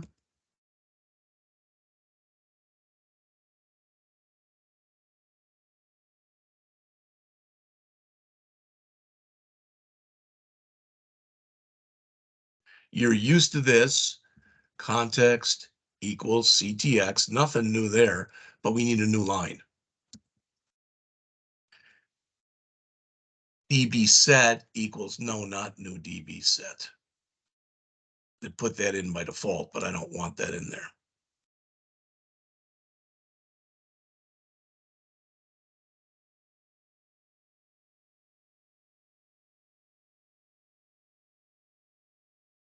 All right.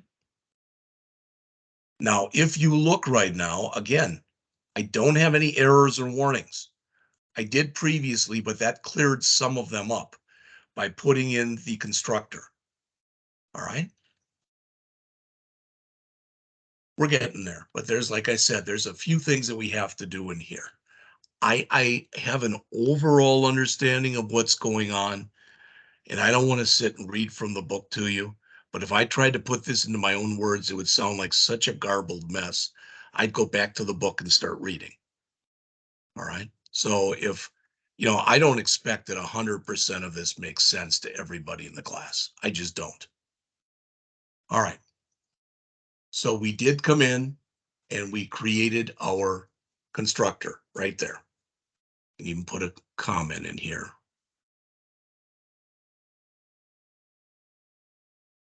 All right. Now there are some additional methods that we have to put in. All right. And to start with, we're going to put in a list method.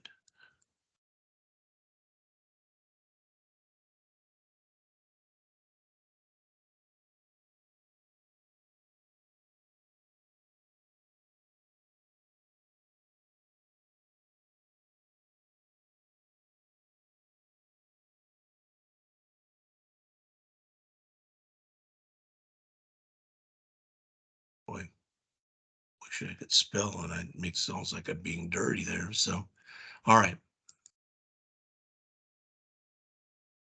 So inside of here,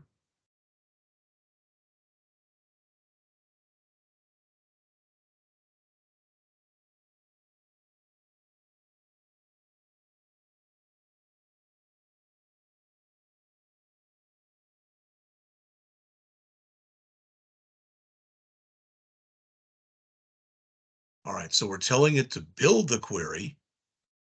All right. And after that, now it's saying here what generate build query does not exist in this context.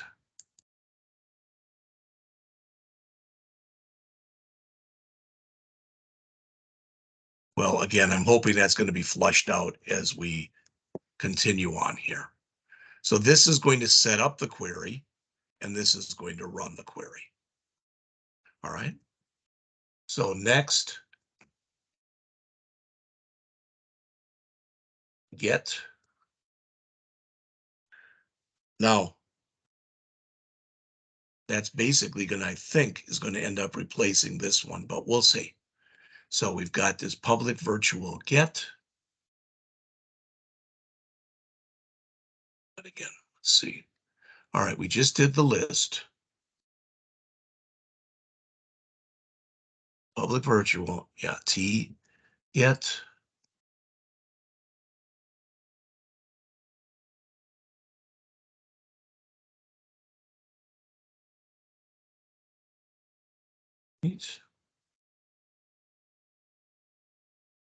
Now, what I'm going to do, and it's going to give me errors, but don't worry about it.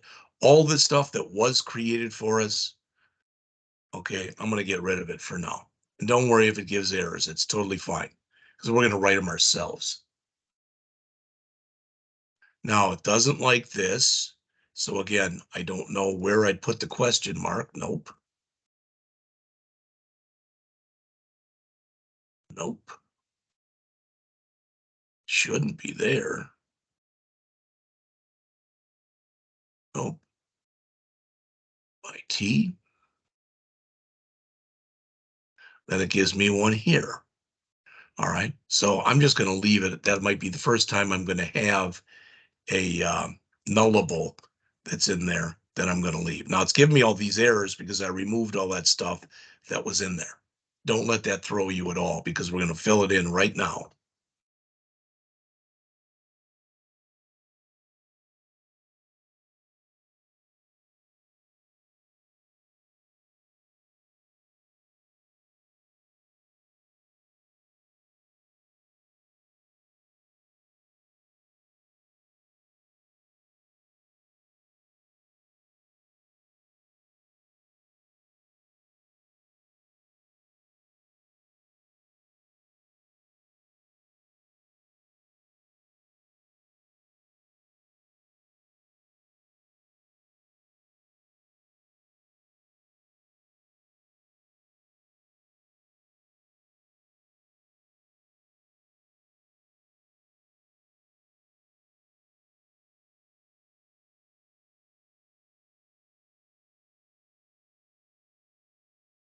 All right. What you should notice is not all, but many of those are now gone. All right. Not all of them, because we're still not done yet.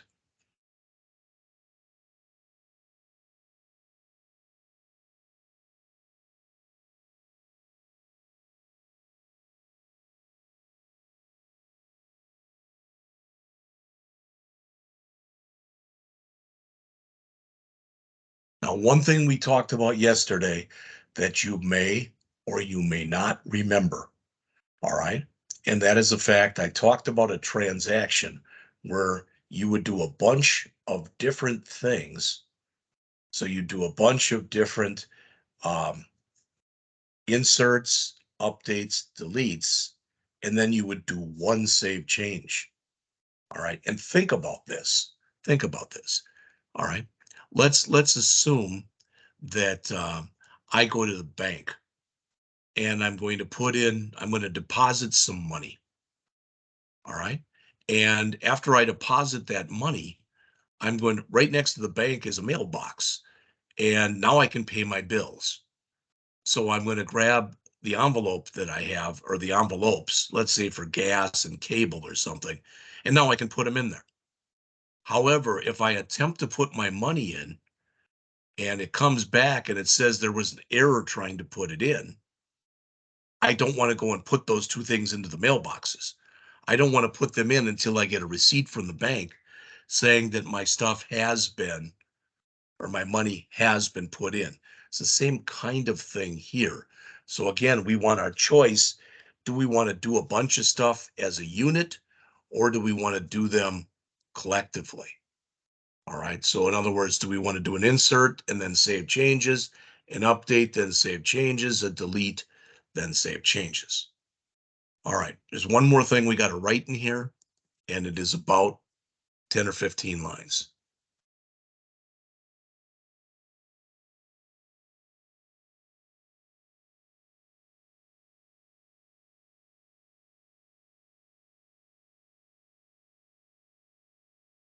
And you'll notice it's called build query. That's where we were getting that error before because it wasn't defined. All right. It's being defined right now.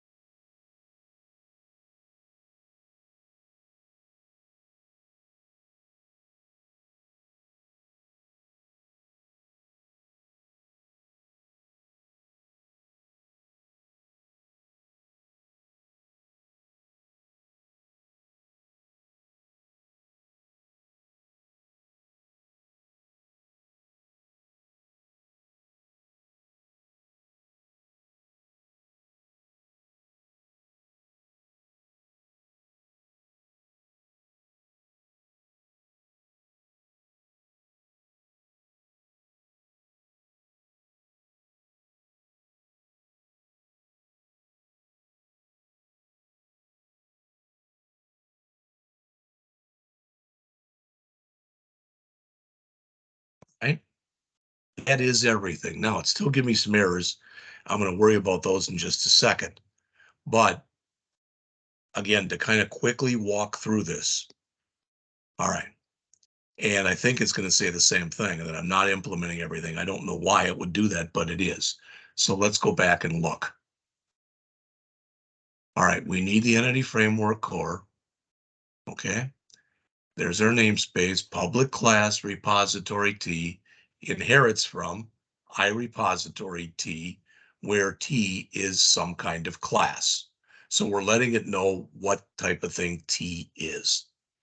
All right. Then we've got a protected as opposed to private that we've been using previously. Trip log context. All right. With a get set and a private DB set. T with a DB set with a get set. Then we've got our constructor, like we've been doing previously. We set CTX equal to context, but we also have to set the context. All right. This is going to allow us basically to do the operation. And once we do the save, to save it back to the database. All right. Then we've got in here a public IEnumerable of type T, and it's list, query options, again, T with options. And then this is going to call that build query that I think is down below. All right, and then this is going to run it. All right, then we've got a get. And I'm thinking that this get is, no, it's okay the way it is. Let's see. Okay, I skipped something here. I apologize. Let me add it. So right here,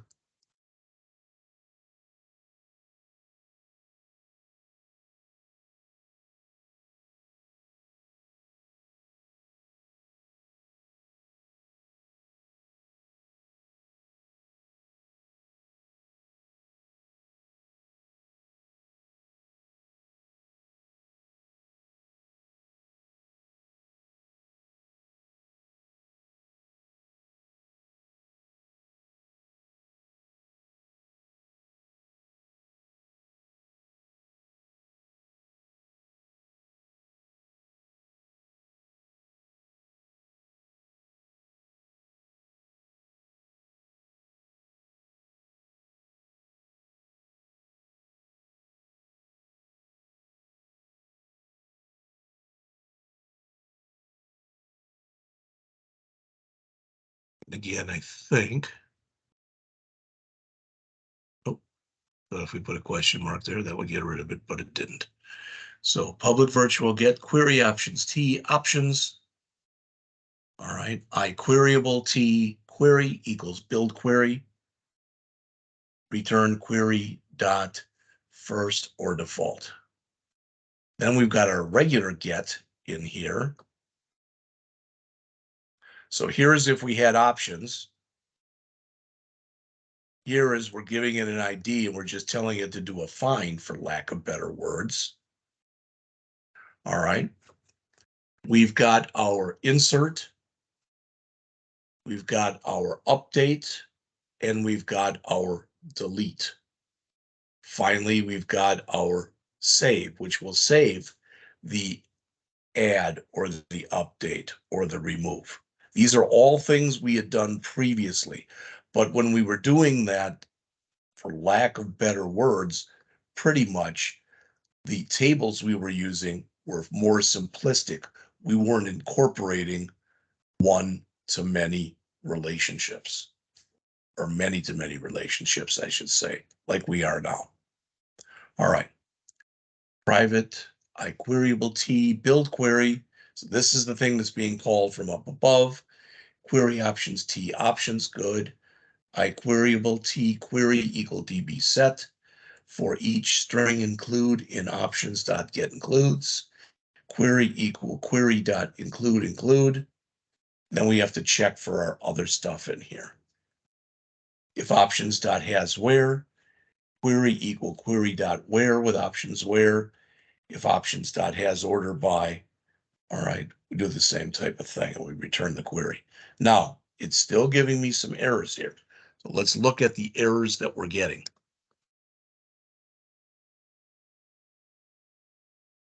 All right. It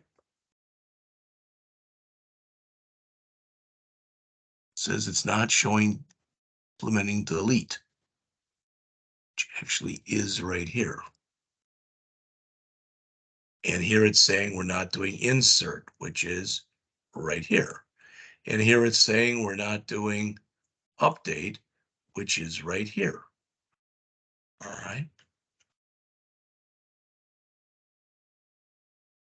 And the rest are our warnings for our possible null reference. I'm looking at my other copy where I'm taking this from, where I did it earlier, where it worked. And this is exactly the way that I had done it, as far as I know. Public virtual insert T entity, DB set, add entity. Wait, T entity.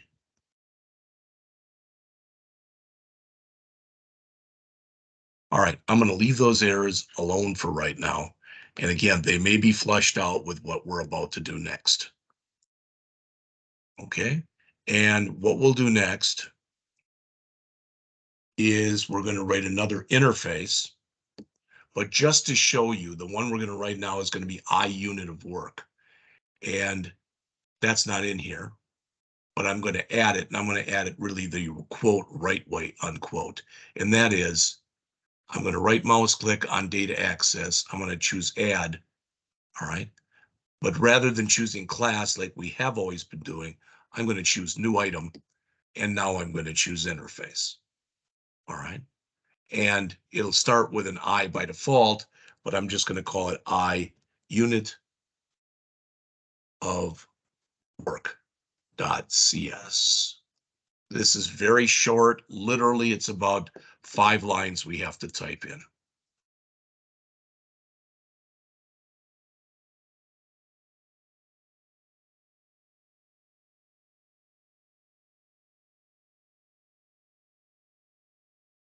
This will be read-only. Remember, for a read-only, we put in a get without a set. In fact, all of these will be read-only.